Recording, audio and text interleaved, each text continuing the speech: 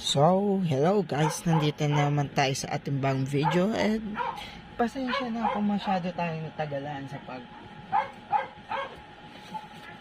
gawa ng ating bagong video. So, meron ako sa inyong ipapakita na bagong i-build na Gundam at nandito na siya sa mat ko at hindi na kailangan itanong kung ano pa ba at kung sino yon, kundi si RX-78 to Gundam. Siya yung unang Gundam na nirelease ng Gundam. From the models of Gundam, siya nagsimula ng Gundam. So, yun, i-build natin. And first time natin magbi-build ng original. Galing Bandai talaga. So, yun, simulan na natin ang time-lapse. Let's go.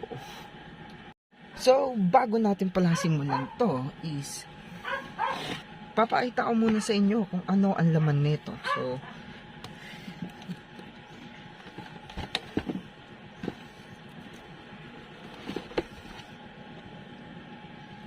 So, ito yung laman niya.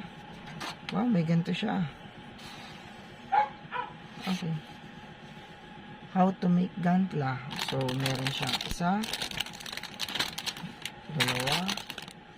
dalawa lang. And the instruction. So, yun. Simulan na natin ang time-lapse.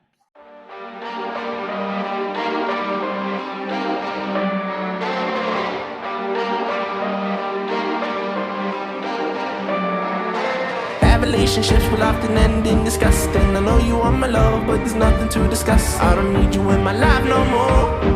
I don't need you in my life no more.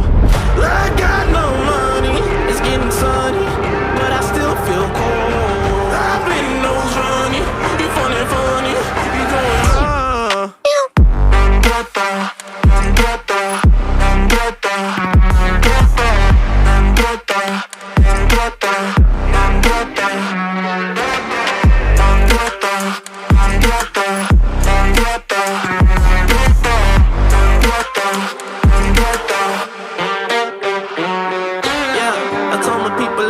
it out.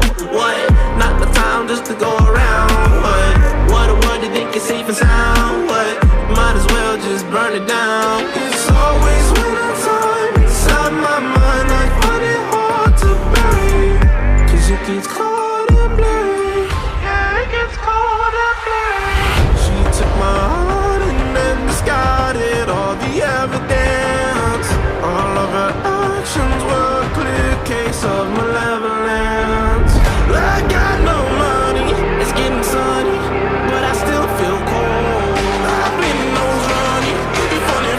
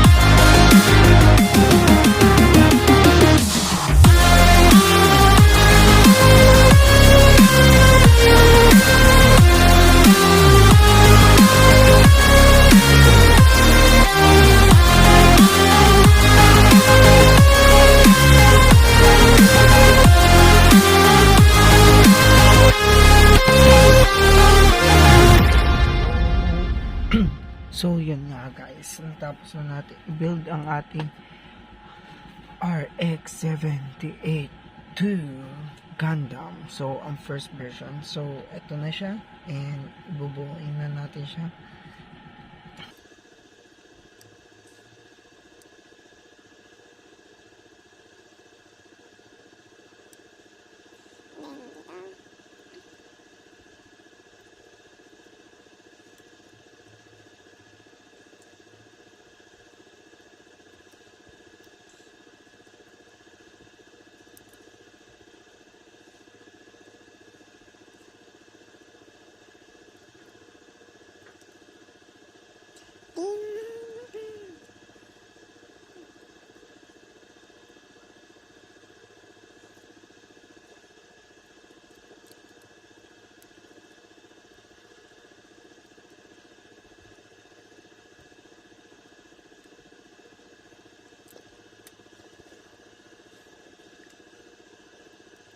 So, yun na nga, natapos na natin siya, no?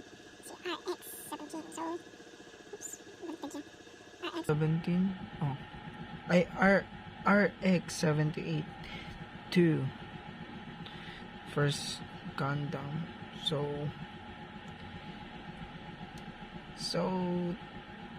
check time is maganda naman siya. Then, pwede mo nga siyang ikabit dito. Yan.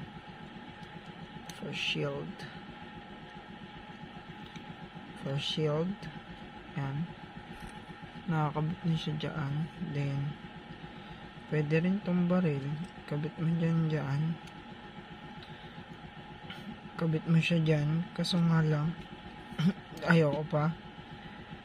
So, eto, di ko alam kung paano siya. Pero, I'm not sure kung paano siya. Tignan ko sa manual. So, kung gusto mo siyang ilagay sa likod yung i-take off mo lang to. Take off mo siya para ito yung ikabit mo dito sa likod.